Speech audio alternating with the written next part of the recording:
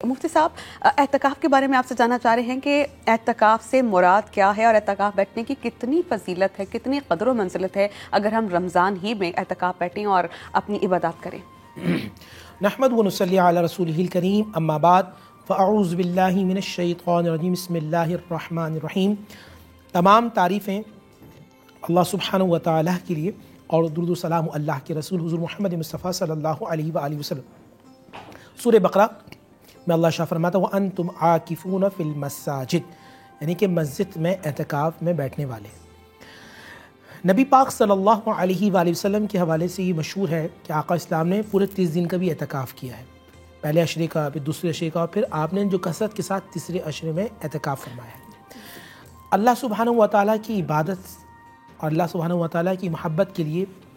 20 رمضان کے عصر کی نماز کے بعد لوگ مسجد کی رواں دوا ہوتے ہیں اور جامع مسجد کے اندر پھر وہ مغرب سے بیٹھتے ہیں اور پھر چاند نکلنے تک وہ مسجد میں بیٹھے رہتے ہیں۔ اعتکاف کی فضیلت کے حوالے سے یاد رکھیے گا، اللہ کے نبی صلی اللہ علیہ وسلم نے فرمایا کہ جو شخص اللہ کی محبت کے لیے مسجد میں اعتکاف کرتا ہے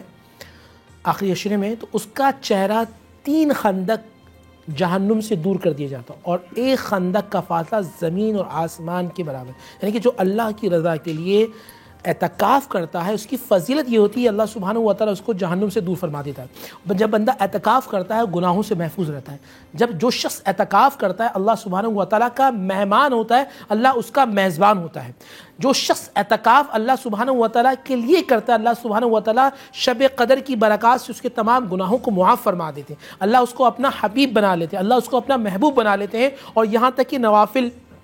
کی کثرت کا بندہ کرتا رہتا ہے، اللہ سبحانہ و تعالیٰ اس کو اپنی قربیت، اللہ سبحانہ و تعالیٰ مقام خاص عطا فرماتے ہیں۔ نبی کریم صلی اللہ علیہ وآلہ وسلم نے فرمایا ہے کہ اعتکاف کرنے والا گناہوں سے بچا رہتا ہے، اس کے لیے تمام نیکیاں لکھ دی جاتی ہیں جیسے ان کے کرنے والوں کے لیے ہوتی ہیں۔ اور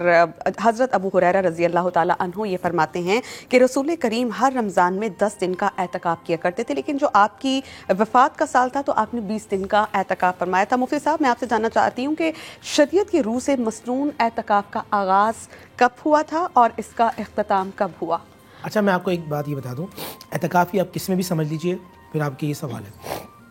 ایک ہوتا ہے اعتکاف واجب، ایک ہوتا ہے سنت علی الکفایہ، اور تیسرا ہوتا ہے نفل اعتکاف۔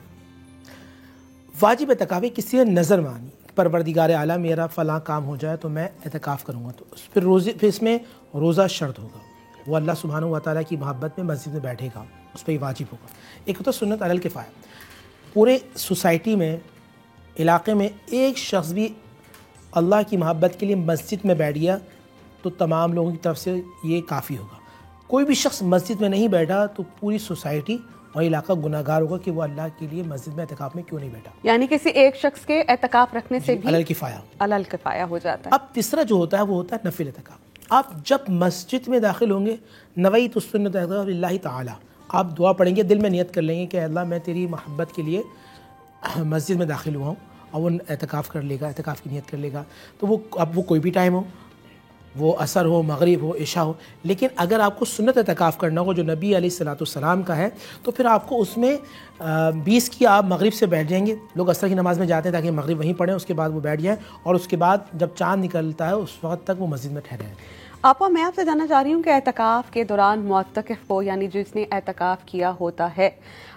اس کو کون کون سی عبادات کرنی چاہیے، کون سے خصوصی کام کرنے چاہیے؟ اور جیسا کہ ہم ذکر کر رہے ہیں کہ اس میں ہم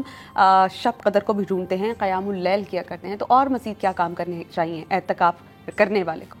بسم اللہ الرحمن الرحیم، السلام علیکم، اور آپ کو اور آپ کی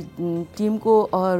آپ کے توسط سے تمام عالم اسلام کو ماہ رمضان المبارک کی تمام تر عبادتیں، تمام تر دعائیں، تمام تر ریاستیں قبول مقبول ہوں، آمین ثم آمین یا رب العالمین۔ اور اعتکاف حضور نبی کریم صلی اللہ علیہ وآلہ وسلم نے جس سال جنگ بدر منعقد ہوئی اس سال 2 مرتبہ اعتکاف فرمایا، یعنی ایک اس سال کا اعتکاف اور ایک گزشتہ برس کی قضا کے طور پر، جبکہ جو مستحب عبادت ہوا کرتی ہے اس کی قضا نہیں ہوا کرتی، واجب عبادات کی قضا ہوا کرتی ہے۔ اور اعتکاف ایک مستحب عبادت ہے، لیکن اس کے باوجود حضور نبی کریم صلی اللہ علیہ وآلہ وسلم نے اس کی قضا کر کے بتایا کہ کتنا اہم ہے اعتکاف کرنا۔ اور جو خلوت نشینی کی عبادت ہوتی ہے، تخلیہ کی عبادت ہوتی ہے، وہ ہمیشہ پروردگار عالم کی بارگاہ میں قبول مقبول ہوا کرتی ہے۔ تو ہمیں اعتکاف میں کیا کرنا چاہیے؟ ہمیں اعتکاف میں اپنی واجب نمازوں کی پوری حفاظت کرنی چاہیے، اور اعتکاف کے اندر ہم کو بہت ساری دعائیں پڑھتے رہنا چاہیے، اور دینی علوم کا سیکھنا سکھانا ہم سب کے اوپر واجب ہے۔ مفتی صاحب، ایسے بہت سے لوگ ہیں جن کی نمازیں قضا ہو جاتی ہیں، یا ایسے بہت سے لوگ جو بہت دیر بعد راہ راست میں آئے، جنہیں ادراک ہوا کہ نمازوں کو چھوڑنا ہرگز نہیں چاہیے، یہ ہم پر فرض ہیں۔ تو جو شخص اعتکاف رکھ رہا ہے اسے کون کون سے کام کرنے چاہیے، اور قضائے عمری کے بارے میں بھی میں آپ سے جاننا چاہوں گی۔ بسم اللہ الرحمن، بہت اچھا سوال آپ نے، دو سوال کیے، بنیادی ایک ہی سوال ہے، وہ یہ کہ جب جو شخص اعتکاف میں بیٹھے گا اسے چاہیے کہ جب اسے موقع ملے، دیکھیے کوشش کیا ہے، شیڈول یہ بنایا کہ ہمارے بہت سارے بھائی اور میری بہت ساری بہنیں جو اعتکاف میں بیٹھتی ہیں وہ مسجد بیت وہ جگہ کے جو کمروں میں سے اندر کا کمرہ ہوتا ہے جہاں وہ نماز پڑھتی ہیں، وہ مسجد بیت ہوتا ہے۔ اب ایک ہی عورت مثال کے طور پہ گھر میں ہے تو وہ اپنے گھر کا کام کرے گی، کچن کا کام کرے گی، اور وہاں بنا کر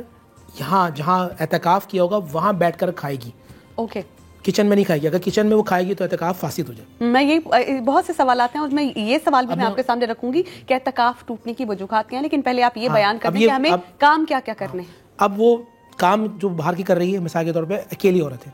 اب کام کر کے جہاں بیٹھی ہے، اب شیڈول ایسا بننا ہے، آپ ظہر کی نماز کے بعد کوشش کریں قضائے عمری پڑھیں، جتنا ہو سکے قضائے عمری، جو آپ کی نماز جو پہلی فجر تھی، ظہر تھی، عصر تھی، مغرب تھی، عشاء تھی، سب کے آپ جو ہیں وہ فجر کے آپ 2 فرض پڑھیں، تو یہ ظہر کے آپ 4 فرض پڑھیں، عصر کے آپ 4 فرض پڑھیں، مغرب کے آپ 3 فرض پڑھیں، عشاء کے آپ 4 فرض پڑھیں اور 3 وتر۔ یہ ہوگا آپ کا پہلا دن کا شیڈول۔ اب آپ ظہر سے کوشش کریں عصر تک آپ یہی پڑھتے رہیں قضائے عمری، عصر سے مغرب تک آپ درود پاک پڑھیں، لا الہ الا اللہ وحدہ لا شریک لہ الملک ولہ الحمد وہو علی کل شیء قدیر۔ اس کے بعد مغرب کی نماز کے بعد آپ جو ہے کوشش کیجئے کہ 6 رکعت اوابین پڑھیں، کیونکہ جو شخص 6 رکعت اوابین پڑھتا ہے اسے 12 سال کی عبادت کے برابر ثواب ملتا ہے۔ سبحان اللہ۔ تو آپ یہ اوابین پڑھ لیں۔ عشاء کی نماز کے بعد مرد و خواتین تراویح پڑھنے کے بعد کوشش کریں قضائے عمری پڑھتے رہیں، جہاں تک اس کی نیند نہیں آتی پڑھتے رہیں۔ اسی طرح وہ تہجد میں اٹھیں، تہجد میں اٹھنے کے بعد قرآن مجید فرقان حمید سورہ یاسین کی تلاوت کریں، بہتر یہ سورہ بقرہ پڑھ لیں، کیونکہ اگر آپ نے سورہ بقرہ پڑھ لی یقین جانی وہ اللہ کے نوروں میں سے ایک نور اللہ تعالیٰ آپ کو عطا فرما دے گا۔ سبحان اللہ۔ اور اس کے بعد پھر کوشش کریں قضائے عمری، تو زیادہ سے زیادہ قضائے عمری پڑھتے رہیں، اس کے بعد تلاوت قرآن کرتے رہیں۔ مساجد کے اندر یہ اہتمام ہوتا ہے کہ وہاں مفتیان کرام، علماء کرام آتے ہیں، تو ان کا درس ضرور حاصل کریں۔ نماز میں بہت ساری ایسی غلطیاں ہوتی ہیں جس کی وجہ سے نماز خراب ہو جاتی ہے، روزے میں بہت ساری ایسی غلطیاں ہوتی ہیں جس سے روزہ فاسد ہو جاتا ہے، اعتکاف میں بہت ساری ایسی باتیں ہوتی ہیں جس سے اعتکاف فاسد ہو سکتا ہے۔ علماء کرام جو بار بار آپ کو بتا رہے ہوں اس میں آپ درس سے بیٹھیں گے، یاد رکھیے گا جو شخص اللہ کی دین کے لیے درس قرآن یا درس حدیث میں بیٹھتا ہے، زمین اور آسمان کے فرشتے اس کے لیے دعا استغفار کرتے ہیں، حتیٰ کہ سمندر کی مچھلیاں بھی اس کے لیے دعا استغفار کرتے ہیں۔ بالکل ایسے ہی ہے۔ حضرت عائشہ رضی اللہ تعالیٰ عنہا سے روایت ہے کہ نبی کریم صلی اللہ علیہ وآلہ وسلم نے فرمایا کہ جس شخص نے ایمان کے ساتھ اور ثواب کی نیت سے اعتکاف کیا اس کے پچھلے گناہ بخش دیے جائیں گے۔ تو ہمارا تو مقصد یہی ہوتا ہے نا کہ اللہ پاک کو راضی کریں اور اپنے تمام گناہ بخش والیں، تاکہ اللہ سبحانہ وتعالیٰ کو کل قیامت اس حال میں ملیں کہ اللہ ہم سے خوش ہو جائے، اور جب اللہ پاک نوازنے پہ آئیں تو ہم اللہ سے انشاءاللہ خوش ہوں۔ تو اعتکاف کس طرح کی عبادت ہے، کن اصولوں کو مد نظر رکھنا چاہیے، کن چیزوں سے اجتناب کرنا چاہیے، ہم یہی جاننے کی کوشش کریں گے، لیکن ایک بریک کے بعد کیپ واچنگ رونق رمضان۔